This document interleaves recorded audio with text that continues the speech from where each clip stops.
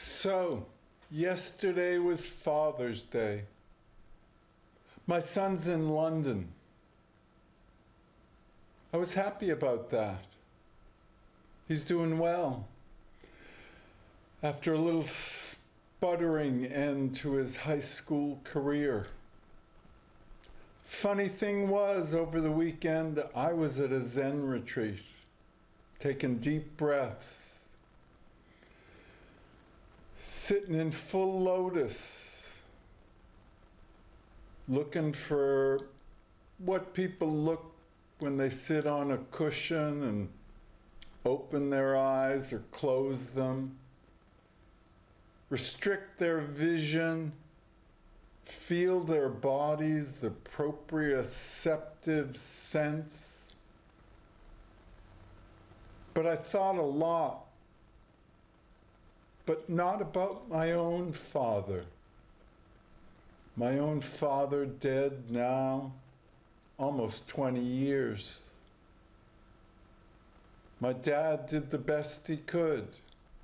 He always used to say that. We did the best we could. I always heard it as if he was kind of apologizing for not knowing more, for not being better. And I agreed with him about him not knowing more, not being better. I know better now. He did do the best he could. It's taken almost these 20 years to let him go, to not constrict and hold and not hold on to the things that he couldn't do.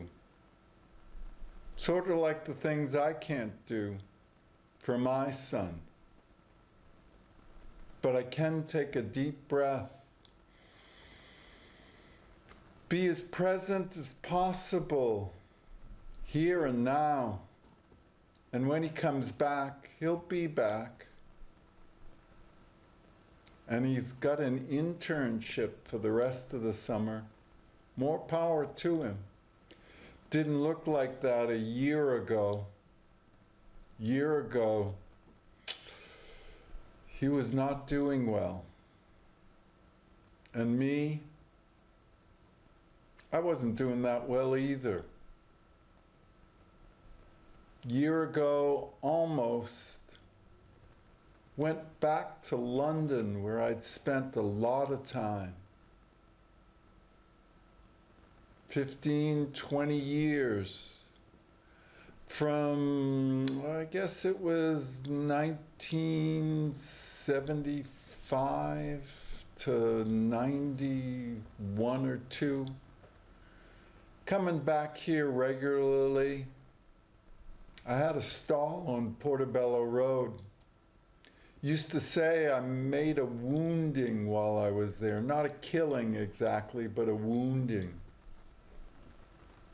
Those were good times. Mostly. There were hard times too. And like now, I sometimes disappointed myself not being able to be who I wanted to be. Sort of like this weekend. I didn't get enlightened, I don't think. Unless enlightenment is what this is. Here, now. Taking a deep breath. Feel, Herbie, feel. Ask the Guru within for a win-win. Sometimes I write it, bird by bird, sort of trying to remind myself to take a deep breath, to pace myself. I've been working these 20 years or so at these Zen retreats, which used to happen every month, now happen every other month, with Georgie Bowman. He's my teacher. He's my age, but he's my teacher. Committed he is to practice. We've worked together on and off. I piss him off sometimes. I bring all kinds of accoutrements with me, paraphernalia that make it possible to sit. This last weekend, Friday through Sunday, I brought my little beach balls and things. I've been working with the sciatica. You know how sciatica gets, or maybe you don't. I hope you don't. Because it can kind of take you down. Sort of like having a toothache that just is always there, always in the background, taking your attention when you'd rather be doing something else. When you'd rather be paying attention to higher things or more present things. But there was a lot of space this weekend because the sciatic is better since February and all them snows piled way high. Remember them, it wasn't that long ago. I took a lot of deep breaths this winter, did a few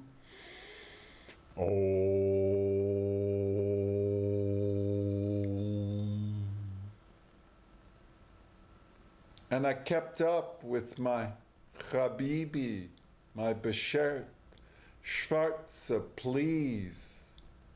It's gotten closer there. You're kind of lucky if you find yourself in one of those I and I, TPP relationships. That's tantric practice partnership. Kind of makes you more than you are. Makes me more than I am.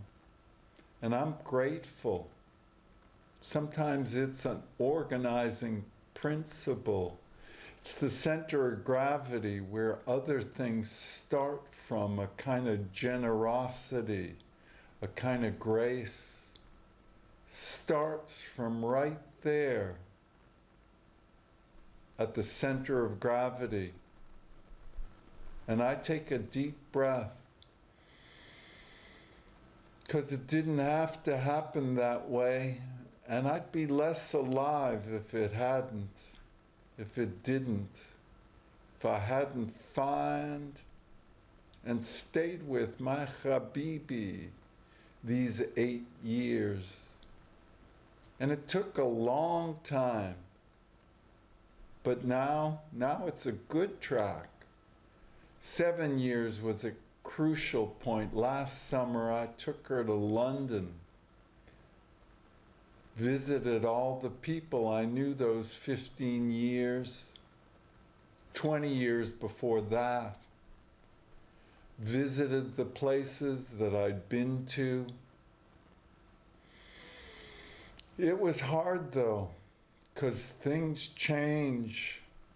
Wasn't like it had been. Almost nothing is. I was glad to get home.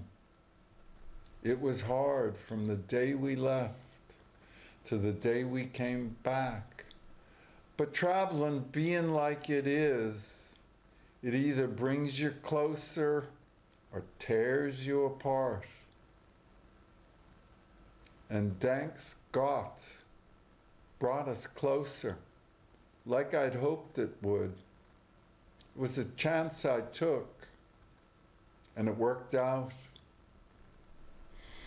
It was a practice, and since then, we've been closer to being on the same page more often. Something I never did quite get to with my dad at the end. Although when I think back to it, he wanted to be better than he was. He just didn't know how. Me too.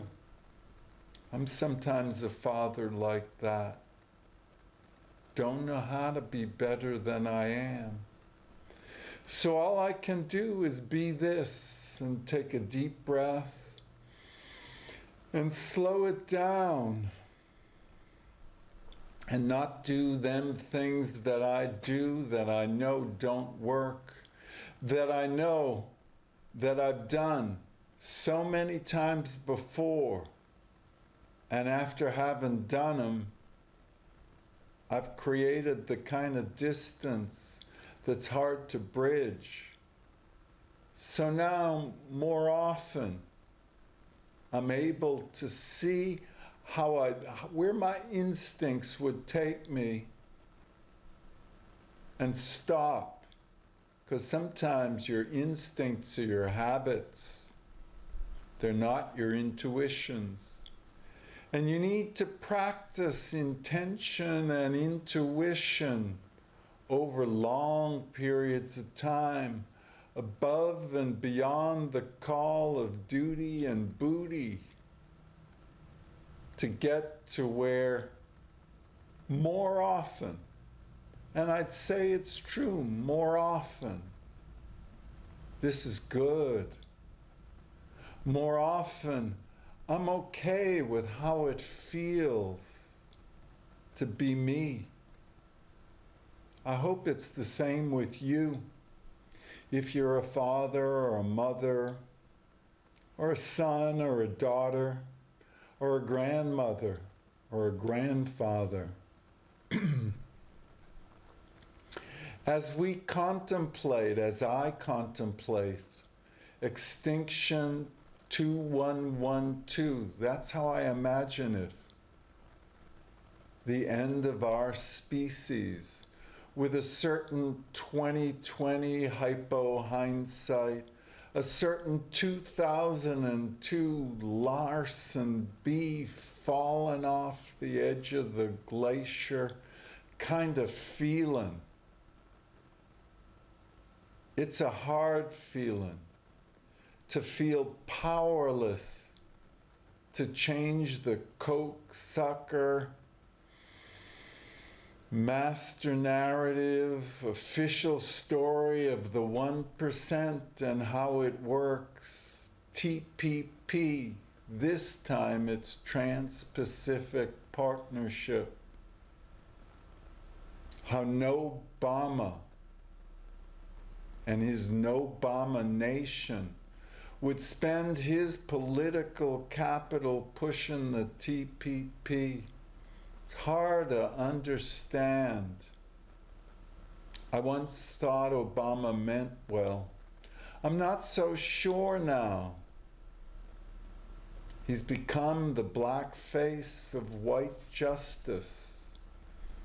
Hillary, the female face of male white justice.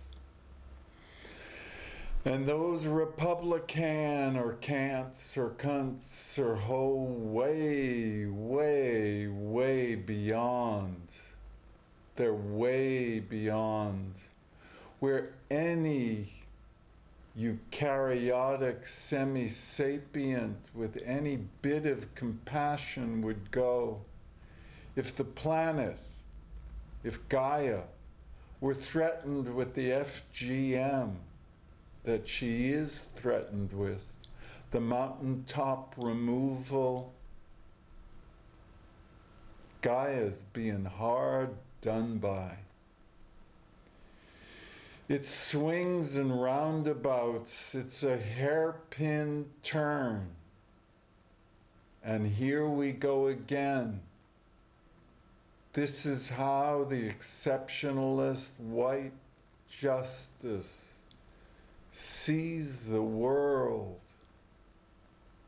and its skandhas, its hindrances, its karma. It's a koan. You would think that the climate Scientologists would see that it's a kind of lose-lose post-holocide that they're creating. But they don't see it that way. I don't know how they see it.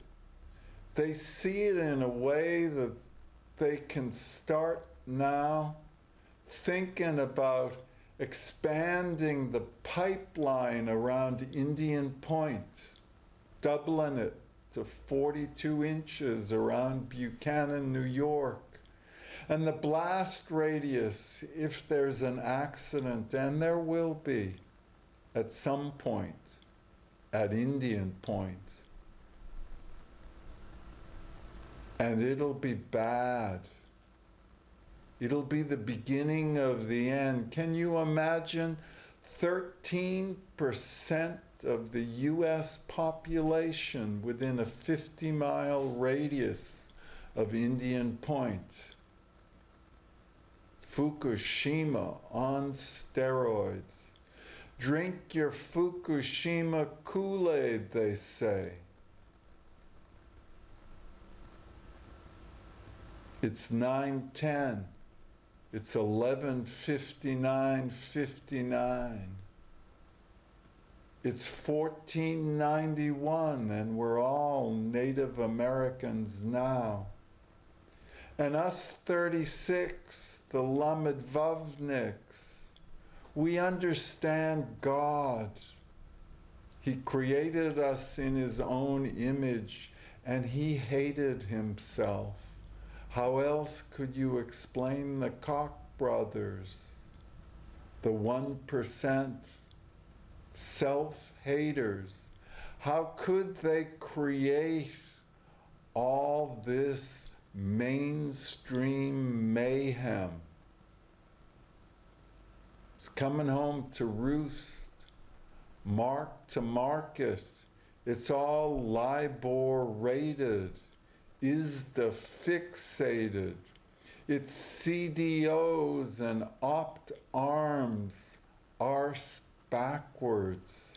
It's friendly fire, fiduciary, fast and furious.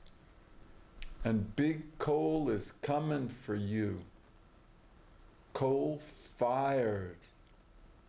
Fire in the hole.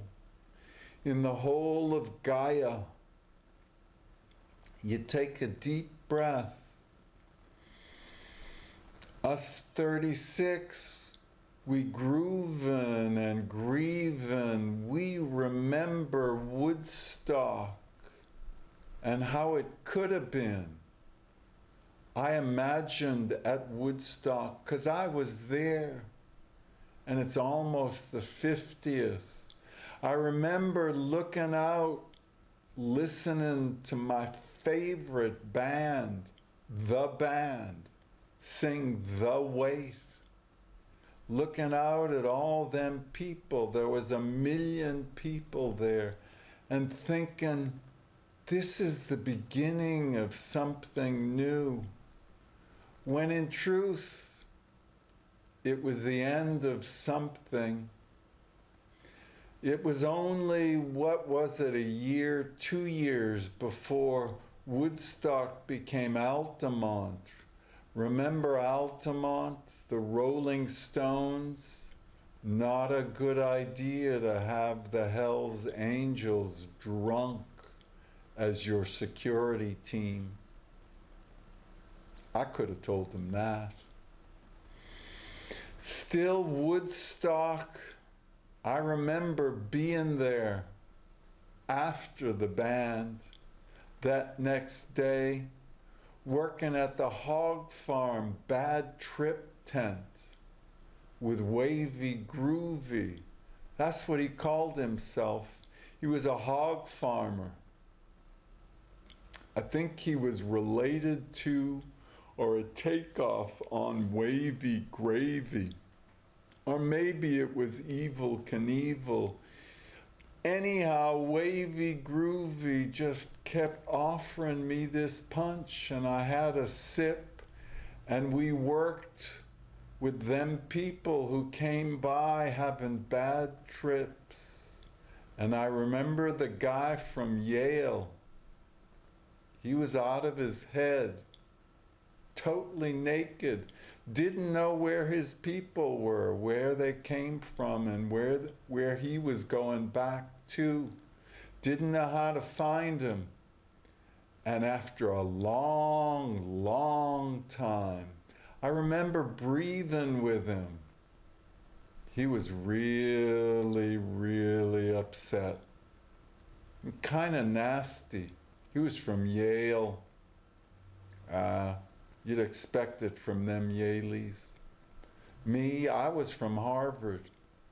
You'd expect it of us too. The 50th of that one is coming up too.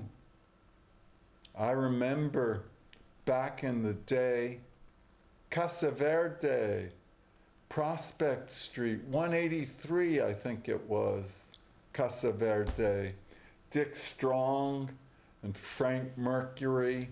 Frank Mercury was an astrologer, and, well, before being an astrologer, I think he was a straight-up heroin addict.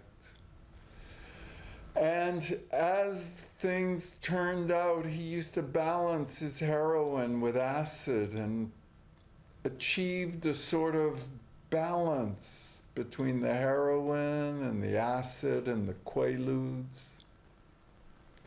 But he was a good astrologer. He said I'd be exactly where I am today, a total unknown, except here, right here, on CCTV, where I am my own best friend, or worst enemy, or I take a deep breath. Others don't care. Some do. Some listen. Most don't. And still, us 36, we're grieving this Holocene, 'cause it's passing as we speak. It's becoming untenable. The ice in the Arctic, even the ice in the Antarctic, starting to give way. And once it gives way, the positive feedback loops continue.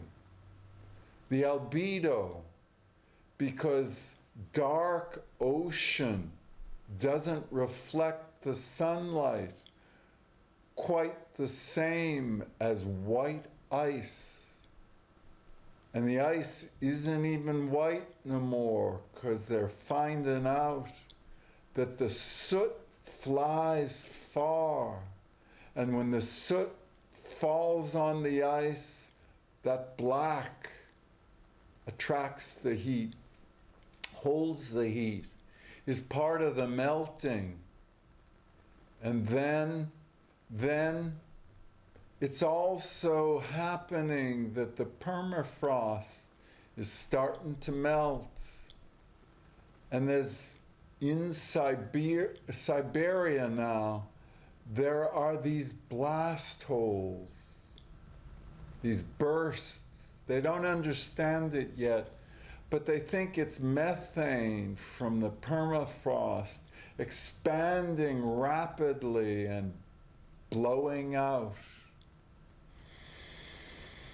We're taking a deep breath, us 36, 'cause all we can do is grieve. Grieve the possibility that even now, we as a ghost species on a Goldilocks gradient, we're letting ourselves go. We're letting the opportunity to save the most of the Holocene, at least. We're letting that opportunity go. We're greenwashing the soot and the Semitism and the sadism. ISIS is us. That's what it turns out. We are ISIS. ISIS is US. We're all being Snowdenized, Maribified, mainstreamed for the meltdown. It's ready to happen. We're taking a deep breath, Because even here at the end, there'll be last refugians after the last great tithing. The first great tithing, I'm predicting it's going to start peak population 2040, and 2040 to 2060, the first great tithing, when we go from 10 billion on the planet to 1 billion.